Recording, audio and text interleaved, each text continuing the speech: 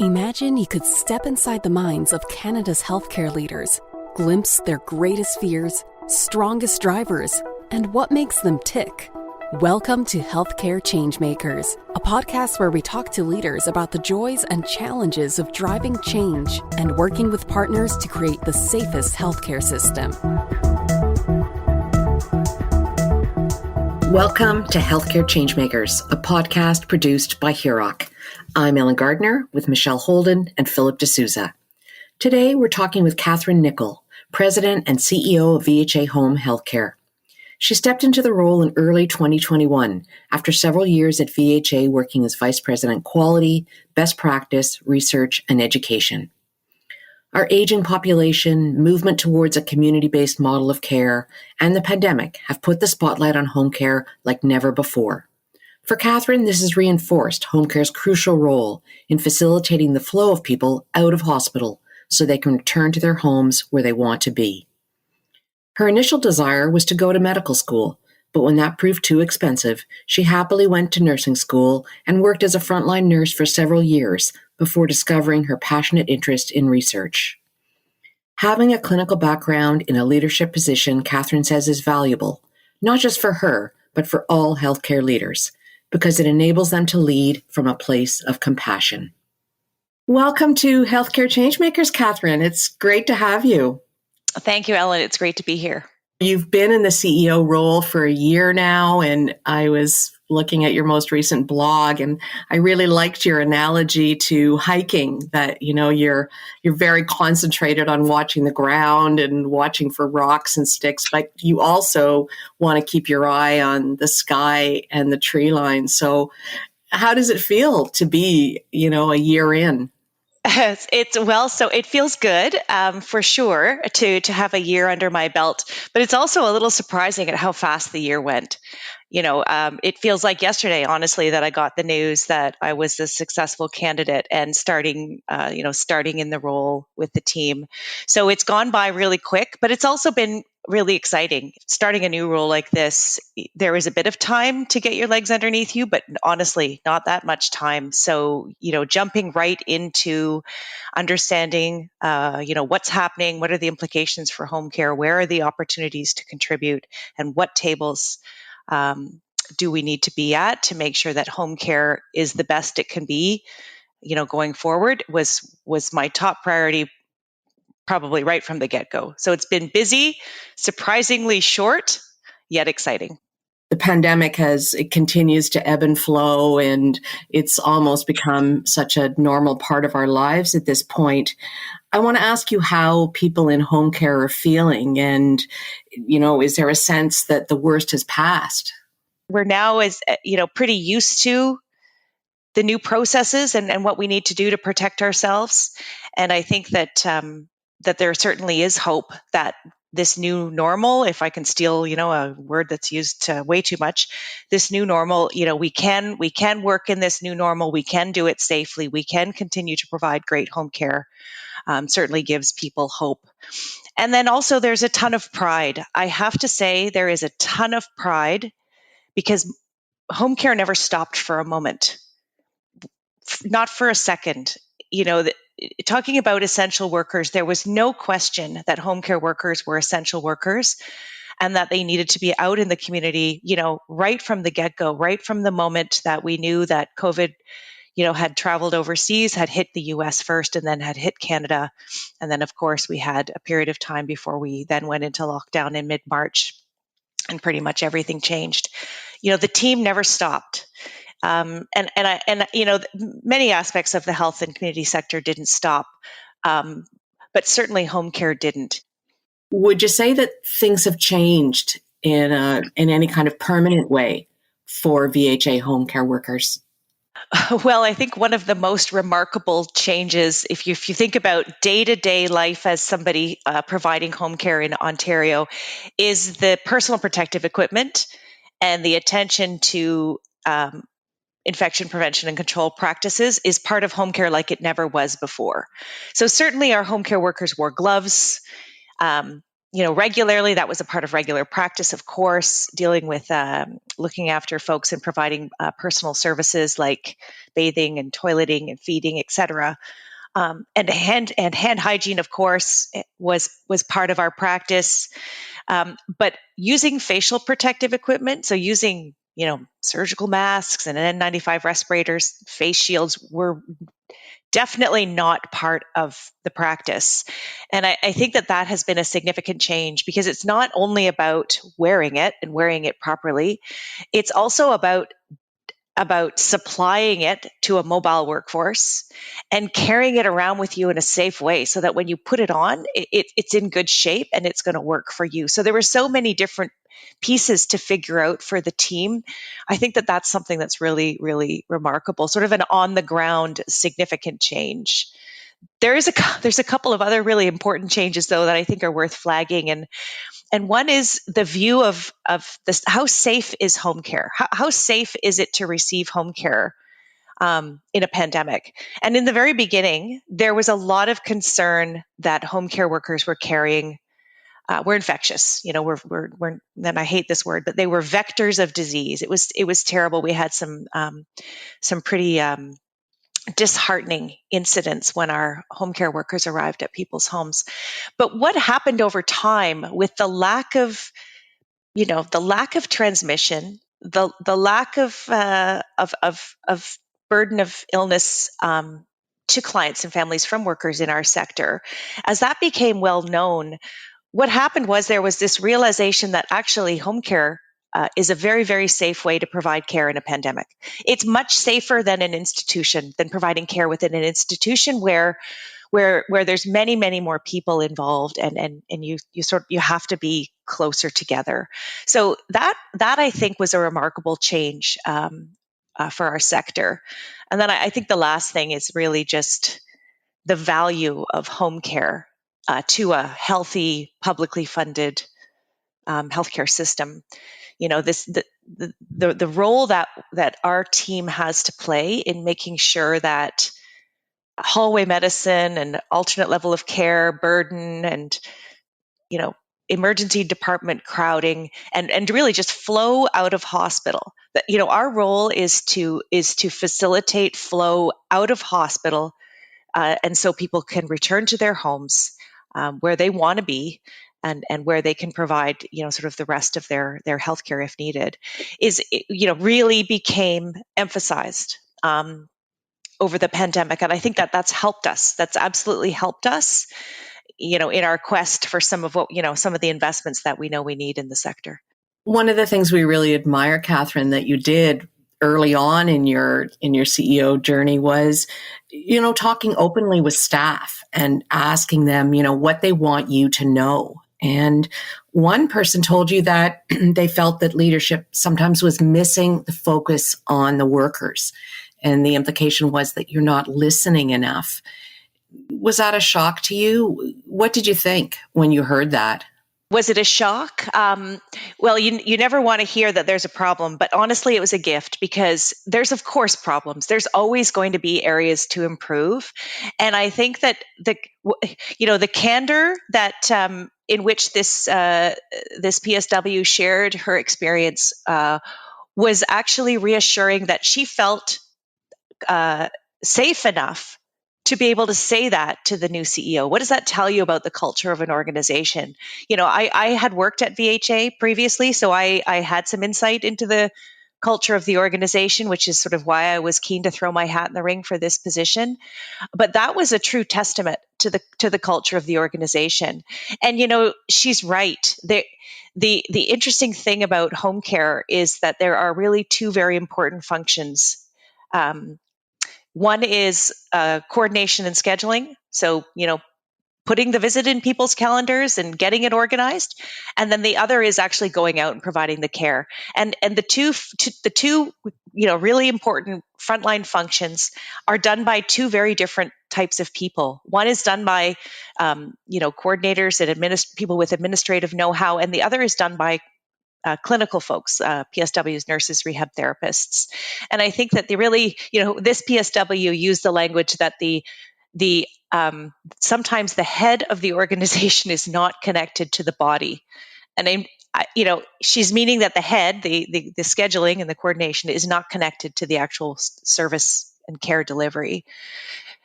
So what are we going to do about it? The obligation is we've heard this. What are we going to do about it? And VHA it's 100 years old. So we've changed our model and our structure many times over in the past. So now we actually are working to change it again. And what we're trying to do is create a triad at the point of care. And the triad consists of the supervisor, the point of care supervisor, who's one of the most important roles in the organization, who oversees now both the coordinator and the PSW. So it's kind of like a triad team that's working together to make sure that the care is scheduled in a way that makes sense and that the PSW is supported then to go out and provide the service. Another person, a family caregiver, talked about inequity in the salaries of nurses and PSWs in home care compared to other healthcare workers. And I know that, VHA has probably worked hard to address that inequity. Can you tell us if anything has changed around that recently? So there have been some positive advances, which I can speak to, but nothing has really changed. So we really need to continue to raise awareness of this issue and the impact that it has on a healthy publicly funded healthcare system. And I think that, as I mentioned earlier, the sort of the emphasis on the importance of home care to a well-functioning system that's come out as a result of the pandemic is really helpful in this regard. Because if we don't have people who want to work in our sector and who are compensated at an equal level, they're going to leave. You can do as much as you possibly can to keep people, but the bottom line is that we all have bills to pay, people to look after. And life is more and more expensive every day that we live, especially over the last few months. And wages matter. Wages really, really matter. For the first time in a long time, hospitals are now really strained for staff as well. And so there's a lot of open postings and open positions at hospitals. And so we're seeing even more of our team leave to take higher paying jobs in long-term care and higher paying jobs in hospitals. So the capacity issue is more acute really than it ever has been before. So I think that what my goal would be is to for those who love working in the community, who love the autonomy and the independent practice and the flexibility, which are some of the benefits of working in the community, those are the people we want. We want the people who love it. We want them to want to stay. And then, we want them to have equal pay for equal work. And we also, then it's our job as an employer to make sure that we do all the things we can to support them, education, professional development, et cetera, et cetera. Healthcare is really moving away from the big hospital and adding more beds and moving into other models, specifically home care. So you've even called it the safety net of our publicly funded system. So I'm going to ask you to put your superpower hat on, Kathryn, and now that you've been a CEO for a certain period of time, if you could reimagine home care in an ideal world, and maybe you've probably thought about this already, what would it look like? I have thought about this. So in a perfect world, if I had superpowers and I could make this happen, home would be the default place to provide care in all cases. And if it absolutely couldn't be provided in the home, then it could be provided in another setting. But it would be the default place for those who wanted it to be in all cases. I think that home care would be recognized as a clinical specialty, and our workers would be recognized as home care or clinical specialists. Because it takes a very unique set of skills to be able to operate in the kind of environment that they have to operate in and be able to provide, high quality and sometimes highly technical care in an uncontrolled space. I think their contribution would be considered to be of equal importance to their peers in other sectors, and this would be reflected in compensation. So if I had superpowers, I'd fix that today. And Yes. this would mean we could attract people who love home care. They love working in home care, and we would have a workforce that loved where they worked and felt recognized. And then finally, I would love to see the investment in home care as a percentage of overall healthcare spending in line with the aging population's desire to be at home. So much bigger investment in home care as opposed to other parts of the system to support that to happen. And we know that that's going on in other countries, and it's very, very successful. Our podcast taps into the expertise of leaders across the healthcare system, and we know that in healthcare leadership can take many forms. It's certainly not limited to the C-suite. So, in your experience, Kathryn, where have you seen courageous leadership in home care? So many places, especially over the last 2 years, where people went way above and beyond, what they understood their job description to be to keep the organization running, to keep people supported in the field, and to keep the information flowing so that we all knew what was happening. But I think if I were to give you one really remarkable example, I would share that in June of 2020, when things were fairly new and long-term care was starting to crumble. It was a little bit in the media. There were some early stories, devastating early stories of of institutions that were, basically sinking because of the burden of staff with illness and the inability to bring people in to look after residents. There was sort of this before our health system could truly get organized to assist. There was this on the ground call for help. And we, of course, always we are trying to find ways to help. And so we put the call out across our organization for volunteers. We didn't want to tell anybody. We didn't want to deploy anybody without their, without them, without their consent. But we wanted to see if anyone would be willing. And we had about 30 of our RPNs and PSWs who put their hands up to go into those homes to look after those clients, while the structures and processes were put in place for the military to come in and hold the ground until we could sort things out. And they were deployed, self-deployed, for a month. Those people that stepped up to do that is probably the most remarkable example of courageous leadership that I can think of to share with you. From the earliest days of your career, when you were at UHN as Director of Academic Affairs, Research and Education, and then when you joined VHA, your primary focus has been on education and research. It sounds like it was always your first love. And I think you still chair the Research Advisory Council for the Institute for Education Research at the Michener Institute at UHN. So, and one of the things you've done has made research a key differentiator for VHA. So I really want to ask you two questions around that. Is that, why do you think investing in research is critical for your sector? And are there any research projects that you're still involved in? Yes, research is a passionate part of my life now. It certainly wasn't way back when I was frontline nursing, and I don't think I ever saw myself in a future where I, was a researcher and an academic. But it certainly has become part of my life, and I think that, to your first question, investing in research as a differentiator, home care is significantly understudied.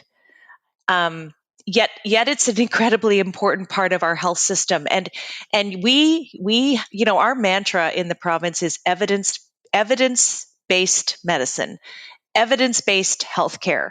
And so the generation of evidence to inform, the best and the leading practices to deliver great care is really the way you have to go. And so here we are, a fairly large organization sitting on a a mountain of clinical and administrative data that can be mined to inform great decision making.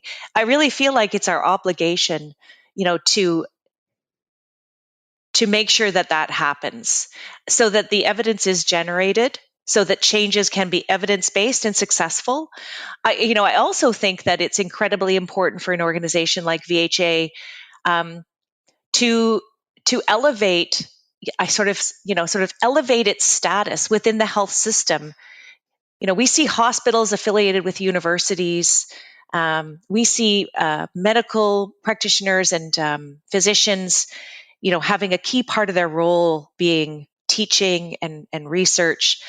And that level of credibility needs to extend across the system, because we are all providing care, and we all need to make sure our care is based on great evidence and great data. So this was an opportunity for VHA to truly step into that space. And over the last, I think it's sort of been a 16 or 17-year journey now. It's really, really exploded. And I'm really, really proud of what we've accomplished, and sort of the differences that we've been able to make. And so your question about what am I doing? Am I doing anything? Yes. I was doing a lot before I had this job. No, but yes, absolutely. You never not have your finger in the research pie, to be honest with you. So, some of the studies that I'm involved in right now, I may not be leading them anymore, but certainly involved in them. We're looking closely at the impact of the pandemic on the mental health of our frontline staff, with a focus on our PSWs.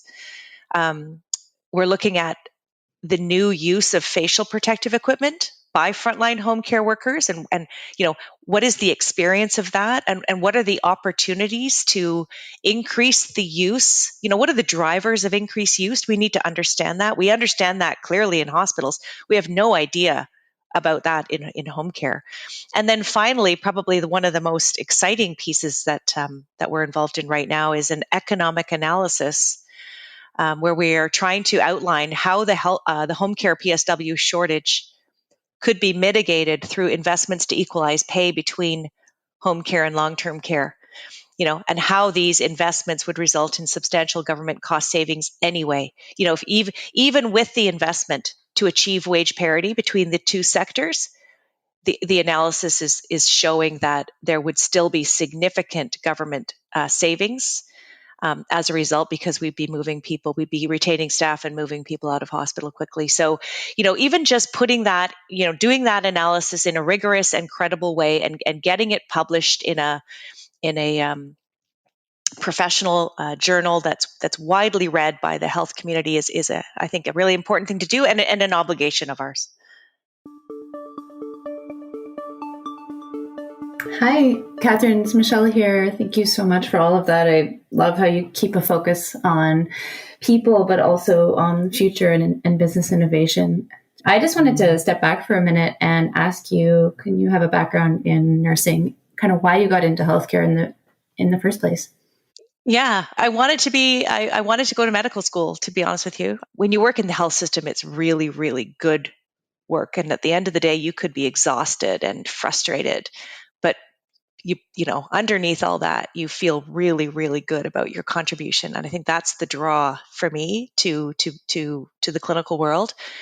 I didn't go to medical school because it was too expensive. So I happily went to nursing school and landed there. And I know you didn't ask this, but I do think that health system leaders with some kind of clinical background are more important now than ever before, because leading through the pandemic, having a clinical background is so helpful, leading through the pandemic, but also leading from a position of compassion, because your profession is people based. We are ready to move into the lightning round. First question is, who's a leader you really look up to? Dr. Samir Sinha is a leader I really look up to.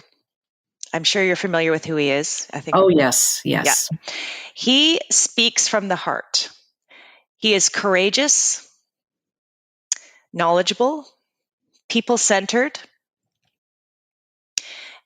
And of course, it really helps that he's a home care advocate. What's one piece of career advice that has stuck with you? My mother said something to me. Can you believe I'm bringing my mother into this? That's crazy. But anyway, I said to my mom when I was 39, I said, Mom, my colleague wants me to do a PhD and she's willing to be my supervisor. And I think that I'm, the opportunity to do my PhD is on the table. I said, but I'm going to be 44 when I'm done. That's insane. It's way too old to be going to school. And my mom's advice was, well, would you rather be, well, she said, well, you're going to be 44 anyway. Would you rather be 44 with a PhD or without a PhD? So my advice is always go for it. And now that travel's opening up again, when you visit a new city, what's the most important thing for you to experience?